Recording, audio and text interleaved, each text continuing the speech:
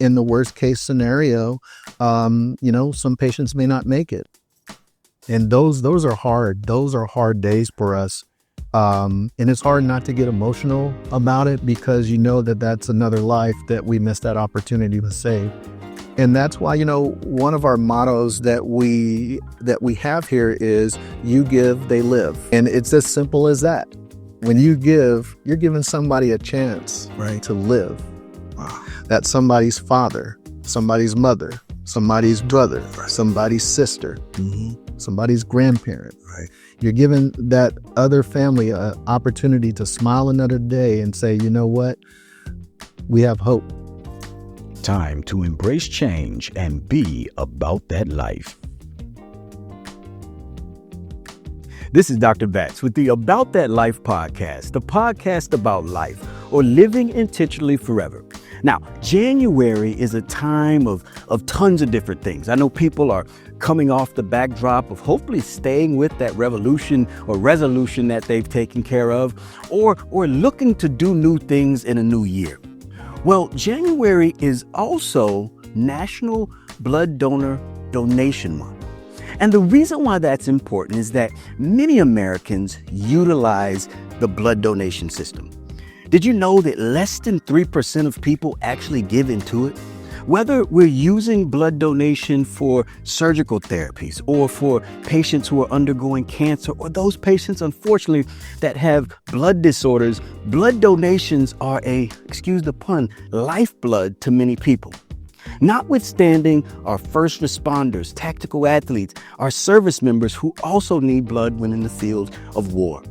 Now, how we go about encouraging people to do so is a challenge. And so today, what I wanted to do, I wanted to get an expert to really help me understand the impact of what the blood donation system is able to do, while at the same time highlighting ways, that's right, that you can engage in that process, which is seamless and easy. Now I met this gentleman and I was amazed by just the nature of how he was able to move from one field. And everything that I've looked at in his resume and in his bio has been about service. Whether it's the service to his parents, who he talks about in his bio, growing up in Louisiana, raising 2 boys, and now giving back to the community on multiple levels. Again, I'm just delighted to bring him here to you today. And again, I want to introduce to some and present to others, Mr. George Brumfield. How you doing today, sir? Doing great, Dr. Batts. Good. Well, again, I gave you an intro, but I know that didn't do you justice. So tell me a little bit about yourself. How are you doing? I'm doing great. Truly blessed. Right now, my motto in this year is to thrive in 2025. Okay. And so far, the good Lord has been blessing me every single day. So doing really well.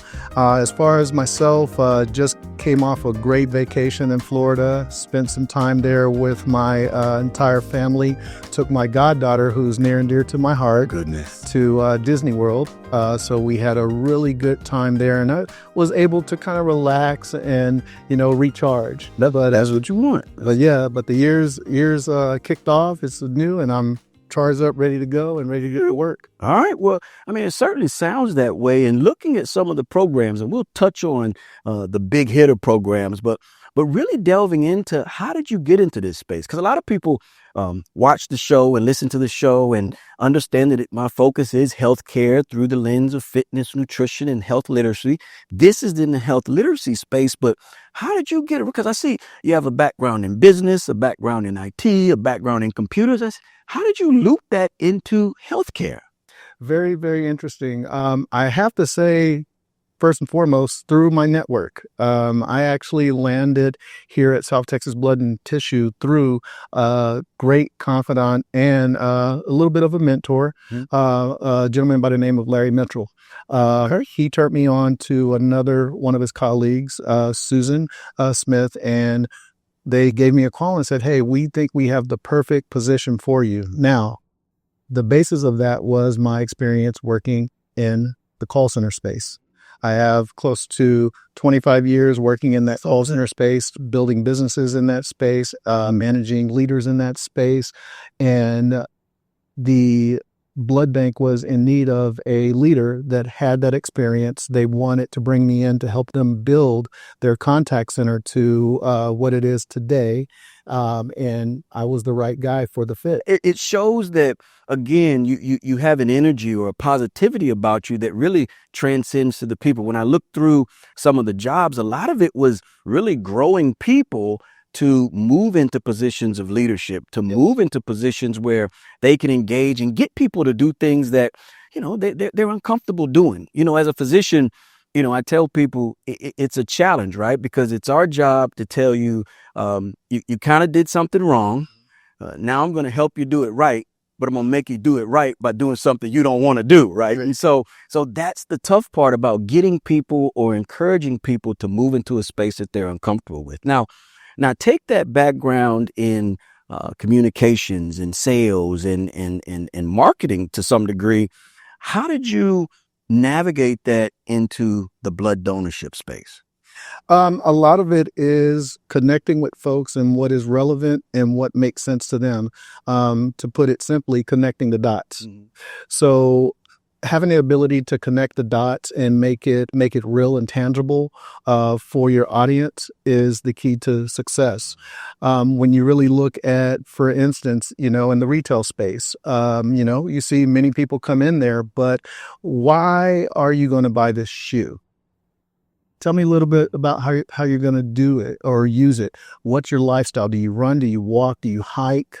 Right. So let's look at the features and benefits of how this shoe is going to differ from one that may be $20 more or $100 more. Got it. So making sure that audience understands the features and the benefits and how that's going to assist them in improving their experience with the product, they'll be satisfied. They won't come back. So you apply that across, multiple aspects of interactions.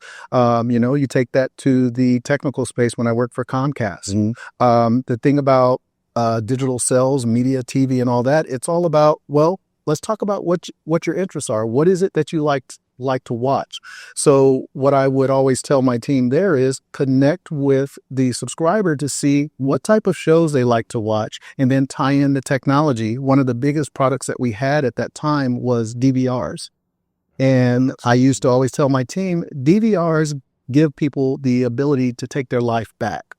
We've all been there. Mm-hmm. There's a football game or there's a show, and prior to DVR, you stuck hostage. You're hostage to that TV. So when we released that technology, I said, you know what? This is going to give our customers the opportunity to take their life back because you can simply record it and it's there waiting for you. Whenever you want it. Exactly. Wow. So that connected the dots for a lot of folks. You had folks that are DIYers.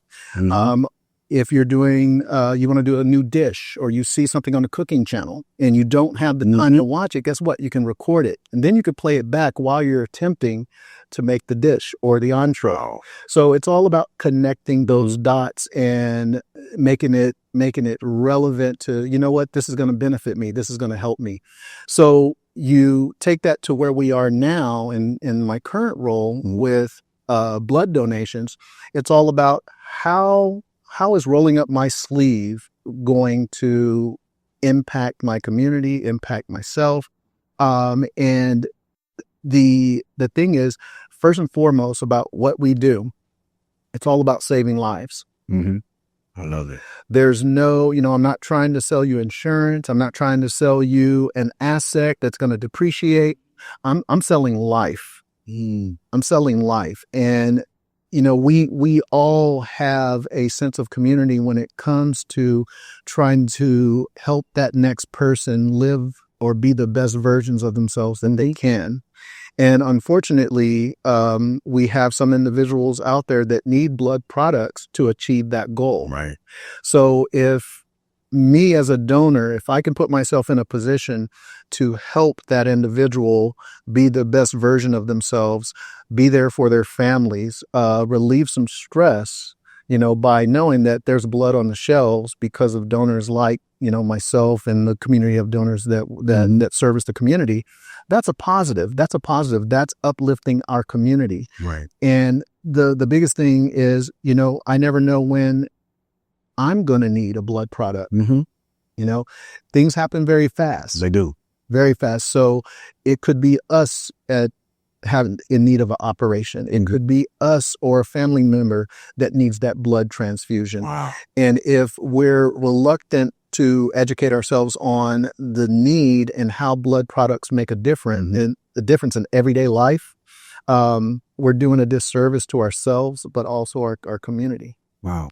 No, and again, to hear you frame it in that way, really, I hope helps people to understand you never know when you could be the recipient as opposed to just the donor. And I say just the donor as opposed to the donor, right? In the sense where, as you mentioned, things happen so fast, needing surgery, you get in a car accident, you cut, those type things. And those aren't things that we plan for, right? No one plans for a tragedy, right? No one plans. We try to mitigate our risk, insurance and various things like that. But for the most part, you never know when it will be your time or a family member's time in that sense.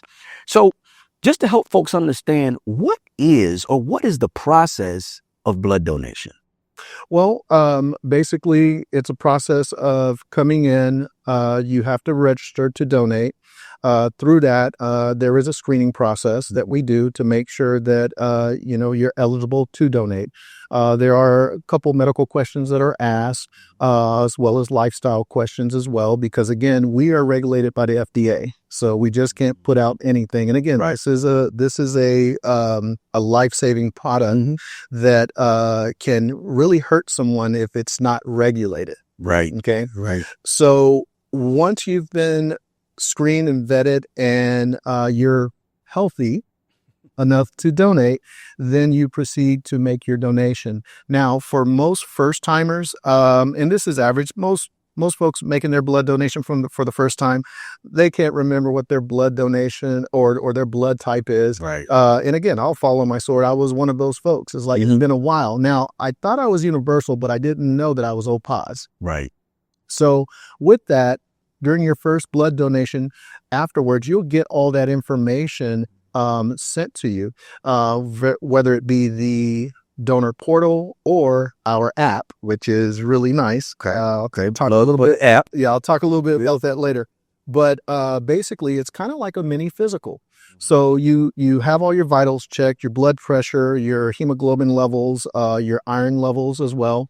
And basically, an average whole blood donation takes maybe up to 45 minutes total process. Now you just said, so whole blood. Now explain, because I know that there are different components to blood and we use different components. Explain this whole blood versus plasma versus platelets, explain just so folks understand there are different components to it. And so you mentioned whole blood. So talk about those different things. Yes. So whole blood is the most common type of donation. Basically, you come in and you can make a whole blood donation every 56 days. And that is the red blood cell that's taken out from the body. And again, with whole blood, we're able to take that and we can manufacture up to 3 different products. So that's where you go into whole blood or plasma or platelets. When you look at the difference between whole blood and platelets, platelets are the coagulant in our blood. Okay, this is very important for our cancer patients. Cancer patients use over 40% of the platelets that we generate. And again, it's needed for them as they're going through chemo to have a good supply of platelets. Now, the difference between whole blood and platelets as far as shelf life, platelets expire every 5 days. Man. Yes.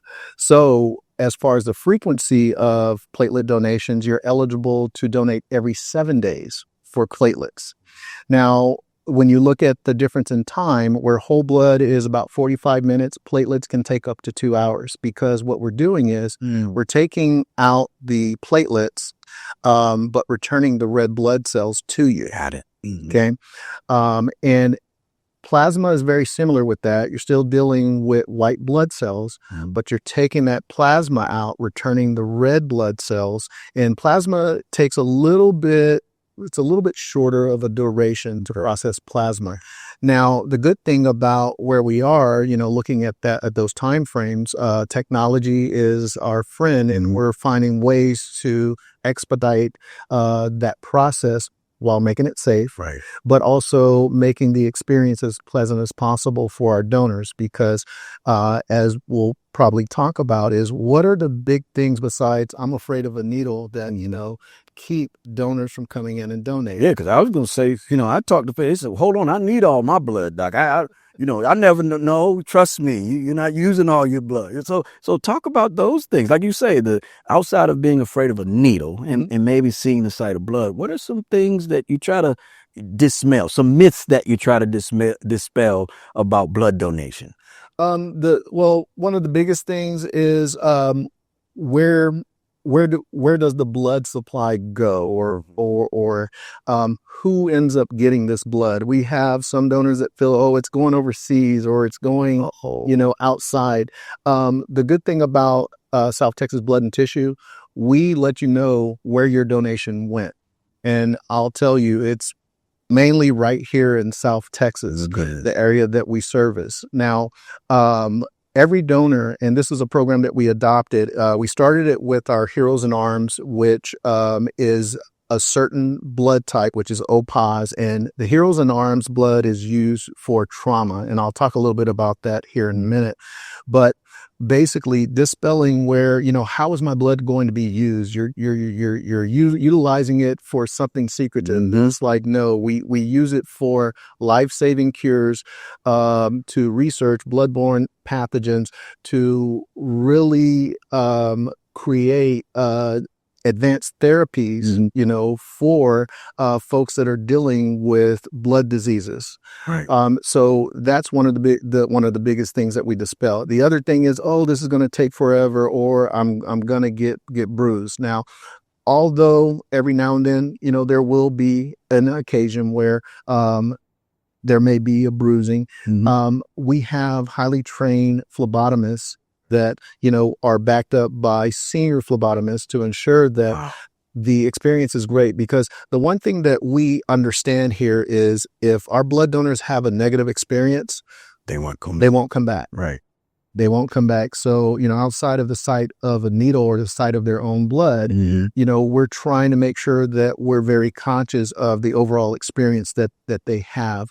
So one of the things that we're really taking up here at South Texas Blood and Tissue is making sure that we're instilling those soft skills with our phlebotomists to make sure that you're picking up on the small things and the small details to make sure that we're comforting our donors. Because again, if you create that environment where people don't feel like they're a number, that they're part of the family. And that's the way I like to look at it. You're part of our blood donor family. They're going to come back and they're going to be more open. The other part of it is just continuing to educate them on this is how the blood that we receive from you is being utilized. And again, a big part of that is when we have the opportunity from time to time to bring blood donors and the patients who receive their blood products together.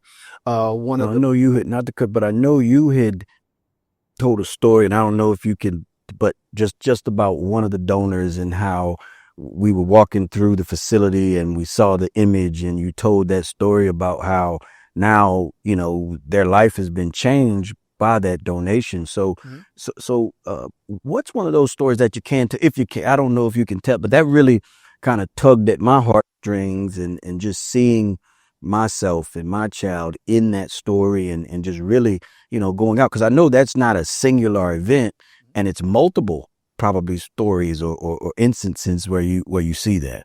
Yeah. We have our life links, and these are our actual patients that receive the blood products. One of our patients, a beautiful young little girl, that suffers from sickle cell, and without regular blood transfusions, her life is can be very challenging. So seeing how it benefits her to have ready available blood to do the transfusions when she needs, that's a difference maker. You really see that. Looking back at a more or trauma or tragedy when we had Uvalde, We were one of the first responders with blood products to ship those to that area to help literally save a lot of the lives of the children down there. And one of the best stories was we had one of the survivors come here to this site and meet with their donor. And that just, it closes the loop. Right. Closes the loop. No, and I mean, and again, the way that you try to connect the science with the community with the science, and then just build, as you said, that family. Yes. Right. I mean, I used to tell my patients there are 3 F words that I'll let you say.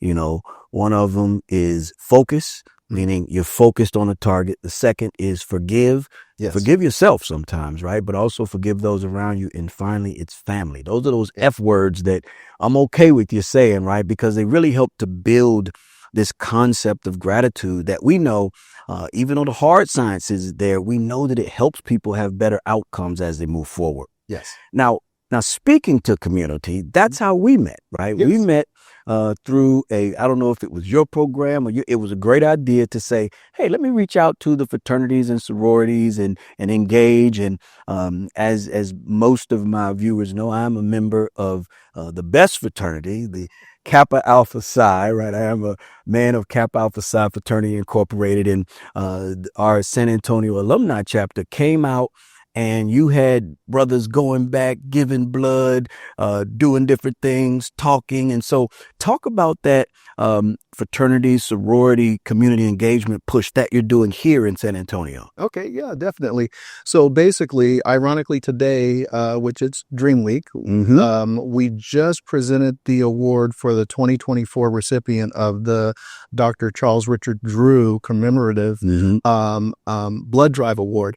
And what it does, it showcases the top fraternity or sorority from the Divine Nine.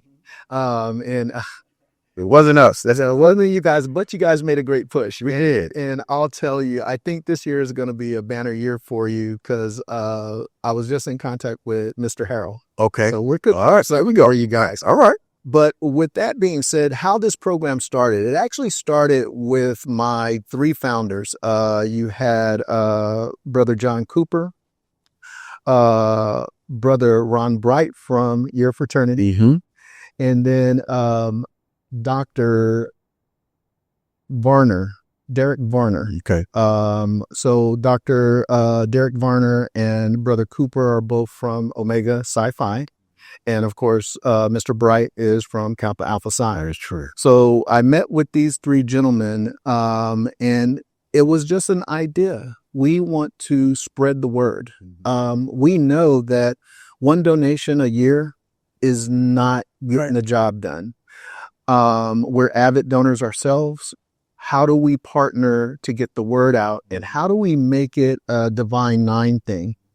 Now, I'll tell you, that was an interesting part, but their passion founded us getting through some of the choppy water, because the Divine Nine leadership, or the San Antonio National Panhellenic Council, they weren't on board with this at first.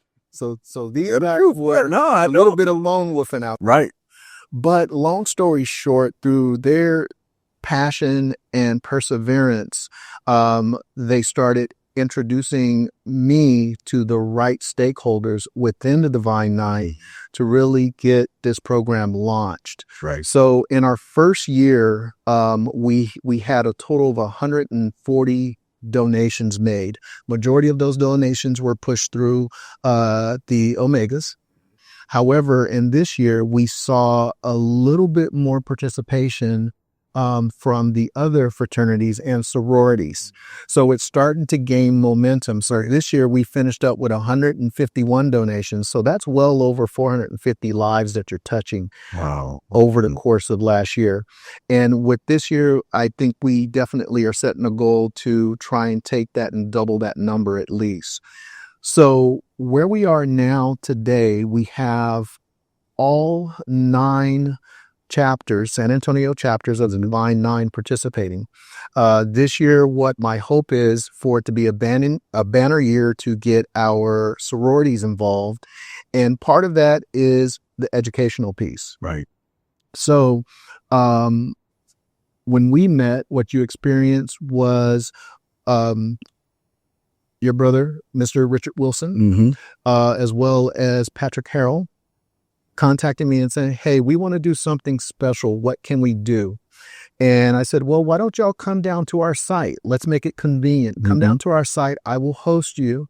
And, you know, it doesn't matter what the number is, but have some folks come through. We can do a educational series and we can make some blood donations. And they were on board. One thing led to another. And the next thing we know, we had 15 donations on that day. My goodness. And that's huge. That's 10% of the total. You know, if it was 1/5, that's 10% of the total just in one day. In one day. My goodness. Yes. And again, it's interesting you said people weren't on board, because when you think about blood transfusion and what that process was, you mentioned Dr. Charles Drew, who kind of formalized that process. And I can tell you, reading through some of the historical components behind it, people weren't on board. I mean, for a host of different reasons, but it was someone championing those efforts to make sure that this is right for people. Yeah. This is good for people. This will help all people, right? Yes. That the all people is important. And at this point, I'm really engaged and really excited about the Divine Nine's participation, because we know that there are disparities, unfortunately, even in blood donation. Yes, there are. So can you talk about some of those limitations and how South Texas is really working to, you know, help shift the tide, so to speak, with respect to disparities in blood donation and blood donation awareness? Yeah, definitely. You know, in the city of San Antonio, the African-American population makes up roughly about 6.5% of the population. When you look at it from a blood donation perspective, African-Americans make up currently less than 1% of all blood donations made on an annual basis. Hold on. Oh, I'm doing the math in my head. That those numbers, 6% and 1%, don't sound far, but when you say 6% of the population and 1% of the blood donation, meaning the blood donation pool is even much smaller. Yes. And we're less than 1% of that group. Yes. Okay, keep going. And it creates a disparity when it comes to, for instance, patient recipients. So 1 in 13 African-American children are born with this blood disorder, sickle cell. Okay. Because we have such a low rate of participation, it really hurts us in the African-American community, because believe it or not, the African-American donor has a higher potential to be a phenotype match to those patients. So if there's not enough of us making those donations, we're not helping our community, because again, it's making it harder to find those exact matches for those sickle cell patients. And again, I see it frontline, because in my department for the contact center, we have our special orders that come through. And on those special orders, you have to have a more exact match. And what you're fighting against is making sure that the patient's body is going to receive it and not reject it. So you have to have that match. So if I have a smaller pool to draw from, it's tough to find that. It's hard. It's hard searching. And unfortunately for that patient or recipient, sometimes they don't have the benefit of time. That's what I was going to ask. Do you ever, you know, and I'm a positive person and I'm optimistic, but do you ever see, because of that disparity, there are people suffering? Meaning sometimes we don't have the mat, we don't have it for you. What does that mean for that patient when we don't have it, or when it's not available for them? You know, it makes it very challenging. In the worst case scenario, you know, some patients may not make it. Gosh. And I've been here long enough to where we've had a special order and we could not source it in time, and we get the news that patient has expired away. Hey. Cancel the order. And those are hard. Those are hard days for us.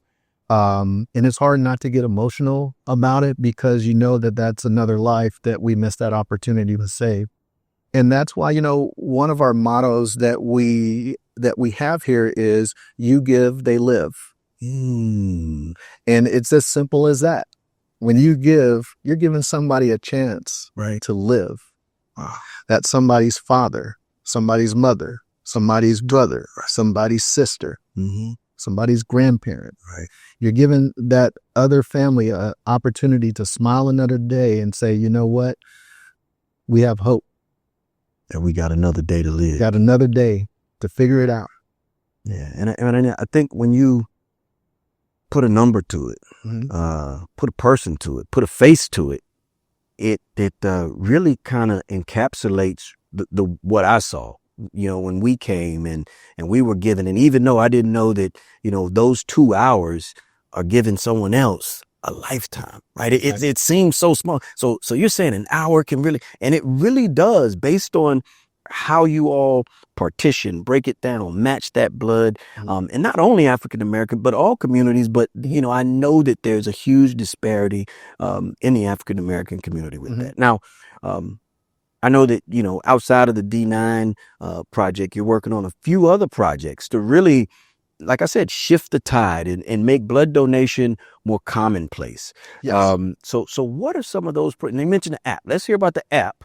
Yes. And then we talk about because I don't want to, because you sounded super, because I know you're IT, so you're like app. Once we said app, you were ready to go. So let's go ahead. So basically, I'm a numbers guy too behind the scenes. And most of it, I look at what our show rate is. So what that means is donors who schedule and actually show up for the appointments. So one of our highest show rates come through our app. Now, the problem is we have a small population currently that utilizes the app. Okay. So if we can build that population, which when you look at the day and age that we're in, it makes sense. Everybody's on their phones. Right. Everything needs to be convenient. It needs to be at my fingertips. That's what our app offers. Today, while I was at the awards, I was showing one of the D9 members how they could utilize their app to look at their history of donations. And on top of that, I pointed them to the wellness portion of the app that goes in, and it allows you to look at what your blood pressure was through the history of your donations, what your hemoglobin levels were, your heart rate. So it's kind of like you got a physical right in your hand. So on top of that, of course, you can schedule your appointments. You can schedule right through the app. You can cancel right through the app. It makes it very convenient. And another area is we do rewards. So you can track your rewards. Oh, good. It's our way of saying thank you. So we offer point awards. But the app allows you to redeem your points right there on your handheld device. And next thing you know, something's arriving for you, whether it be a gift card to Amazon, gift card to Dick's, or a gift card. Well, right now it's the football season. We have a gift card for the NFL Pro Shop. Wow. So you all really have put, and excuse the pun, your money where your mouth is, and say, hey, we want blood donations and we want to make it easy. We want to, not that people should expect to get something, but you say, you know what, let's gamify this process. You get points, and as you build points, you can do that. That is a wonderful idea. And now how do they, is the app on the app store? How do they get to the app? How do they get the app? Well, it is on the donor portal, so there is a link for it. You also, and what you will see at a lot of our mobile sites, we have QR codes. There are also QR codes at our fixed sites that you can scan. And we're really starting to get behind the app to really push that with our frontline staff that are donor facing, to ask our donors, hey, have you heard about our app? Let me tell you why you should know that the app is out there. And if it makes sense, it makes sense, because not everybody's gonna want computer savvy, right?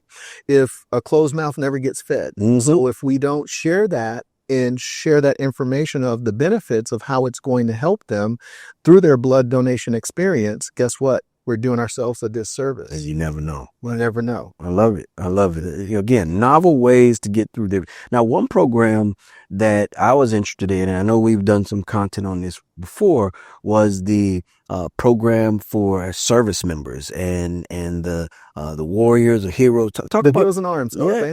So Heroes in Arms, this was homegrown in San Antonio. So the Heroes in Arms started out as Brothers in Arms, and it has a background in the military. In the field of battle, there would arise a need for a blood transfusion, soldier to soldier. Through those transfusions, it was identified that O positive blood type soldiers could transfuse right in the field, and the healing properties of that O type, low titer, meaning it has a low rate of antigens. It immediately started the healing and the recovery of that wounded soldier. So basically, they brought that practice to the civilian space, and it started out as Brothers in Arms. Now, the reason why is because, well, it's just for the fellas, the bros, right? However, about 2 years ago, did our research, and we saw that there was a opportunity for never pregnant females, Right. because That's there, key. yes, there is. There's something that happens with females after birth where they develop what's called abbreviated HLA, but it's a human glycogen antigen. And what that is, it can do harm if they have that antigen in their blood and that blood is transfused to another person. So we have to screen them. Now, if they're what we refer to as HLA negative, and they are low titer, meaning they don't have a high level of antigens in their blood, right, they can now be qualified to join the program. Hence, we went from Brothers in Arms to Heroes in Arms. All right. So a quick fact, my wife was the first Heroes in Arms donor. Look at you. Yeah. You said, come on, you helping, honey. But I don't want you help. But that again, that speaks to your heart of service to involve and engage and energize folks to really be a part of something that is life changing. Well, I know that our time is short, but we're going to do this again. Yes. What are some other things? Now, I had this question. So let's say, and I deal with a lot of youth, younger folks. At what age can people start donating, and what are some I guess limitations for you mentioned some of the health limitations, and I will say from a heart perspective, many of my patients donate. Now there are some caveats. There were some studies that said regular blood donations reduce your risk of heart disease and stroke. That data is a little softer, but we know that it doesn't induce harm in that right population. So many of my patients that want to give, that aren't on medicines that will preclude them, I encourage them to do so. But in an otherwise healthy population, at what age can people start participating in donation? Age 16 with parental consent. Okay. And during the school season, our high schools, they come out and they donate for us. They make up a huge portion of the donations that we get. We have what's called the Red Cord program, where if you're a high school student and you're a regular donor, you can walk with your red cord when you graduate. My goodness. Yes. So you have places where everybody can engage. Now, can they still, once they get their parent permission, could they still navigate the app and do those? Because that seems like, okay. Yeah. Oh, yeah. The app is open to everybody. And that's the one thing with regards to the younger population is the app appeals to them. It's not as, well, our younger generation are more transactional. Right. They don't want, I didn't even say that usually, but I agree with it. They're real, and the app gives them the ability to control their donations on their terms. They don't have to talk to anybody live. They can track all their donations. They can redeem their points. They can do all those things from their handheld app. Now, with those folks that are below the age of 18, they have to have parental consent. Right. Now, once they make 18, no longer need that parental consent. So each time they would schedule a donation, they would have to have that parental consent to come perform out. it. Now, I'll tell you, most of our youth donors or high school donors, they donate at their high schools. Okay. Usually during the summer, it really falls off. And that's an opportunity because I think that we're missing the goal of putting together a summer program to say, just because you're not in school doesn't mean that you can't still donate. So again, we have to kind of flesh out what the details would look like and make sure that we can find a way to ensure that we have the parental consent, because if we're not going to them at their schools and they're coming to our sites, we have to make that still convenient. So right now I can tell you that parental consent is not part of the app, but it might be something that we can add to the app, right? Be great. And just work through making sure they can't gamify that. Because again, one of the gift cards we have are GameStop gift cards. Oh, okay. Well, you may get a deluge of people coming down. You may have to close the doors. No more. Exactly. So I think that there's a lot of opportunity for us to develop the app and make it convenient for everybody. But in the meantime, hats off and big shout out to all of our high school donors, because you make a world of difference in our ability to save lives through your blood donation. So kudos to all those students. Well, those programs sound amazing. I mean, you talked about programs with D9, other communities. Now, it always, is interesting to me how, ambulance systems, emergency systems, how do they do that? Do you all have any programs for that emergency response system or anything of that nature? Yes, we actually do. San Antonio or South Texas Blood and Tissue is part of what's called the Blood Emergency Readiness Corps, BERC in short. Okay. So BERC is activated anytime there's a natural disaster. And what BERC is made up of is blood banks across our entire nation. Oh. And basically, we come to the aid of each other in the face of a national tragedy, whether it be adverse weather. So for instance, the hurricanes that hit Houston, Louisiana, Florida, we're on the ready to help supply blood units to those areas that are in need. Because again, when you have those natural disasters, there's no power. Right.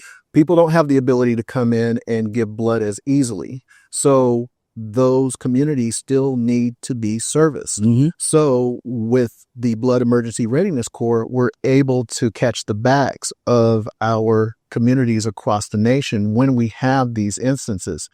More recently, there was a freeze up in Dallas, and up there you have Carter Blood. So Carter had to close down due to the freeze, but they still needed units, right? We were activated through BERC. We were able to send the units to where the need is. Wow. I mean, so it is strategic management of blood products, essentially is what it is during emergencies. Exactly. Well, again, you all continue to expand and innovate what used to be probably a very tough thing to happen, right? Where how do you align these resources? And, I think the other part that you're doing is important is aligning and engaging more donors, because the more donors we have, the more blood we have, the better ability we are to handle emergencies. Exactly. And again, it comes down to the same thing.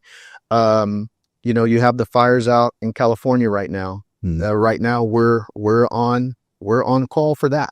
My goodness. So again, we never know when it's going to be San Antonio's turn.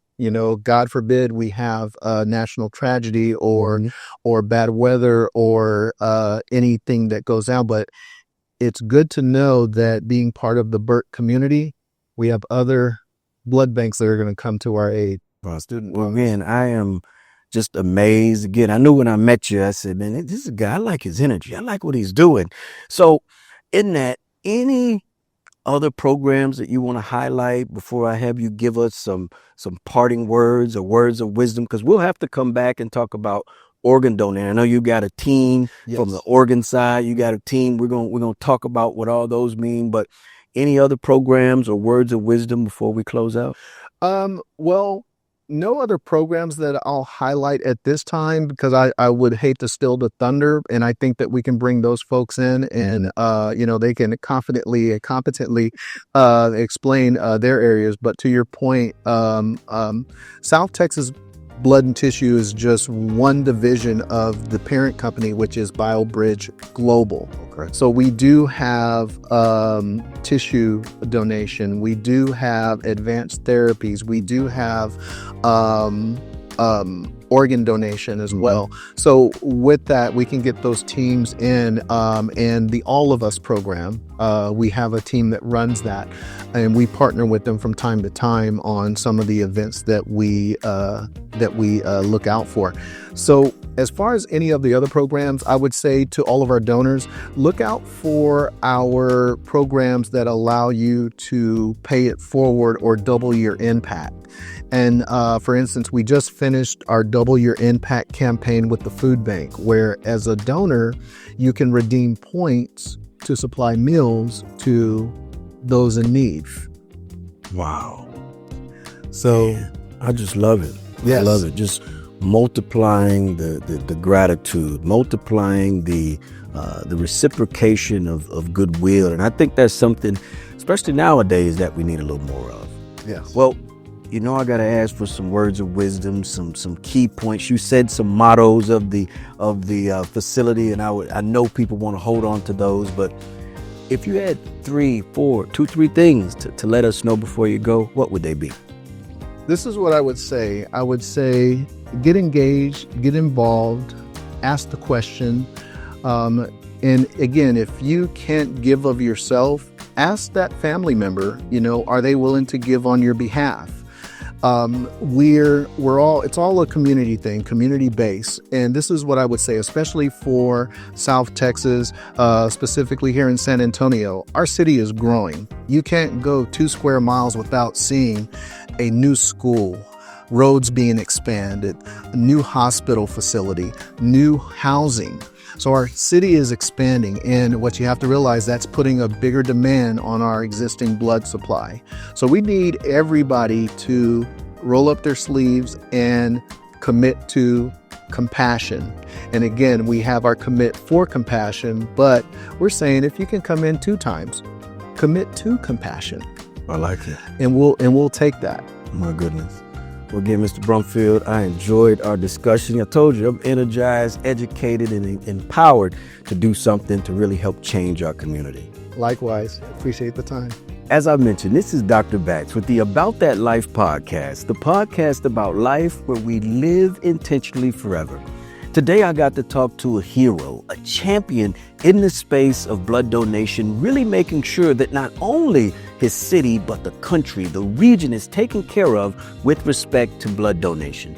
Now, again, he has hosts of mottos, but one of them that stuck with me was when you give, others live, understanding that your ability to donate and to give your time, your talents, your treasures in that space really can help shape and change the lives of those around us. So as you think about what your next step is, don't be shy. Come down to South Texas Blood Donation and really look for an opportunity to give back to your community so you can live intentionally forever. We truly hope you enjoyed today's episode. If you did, share it with a friend, leave a comment, and certainly join us for our next episode of the About That Life podcast.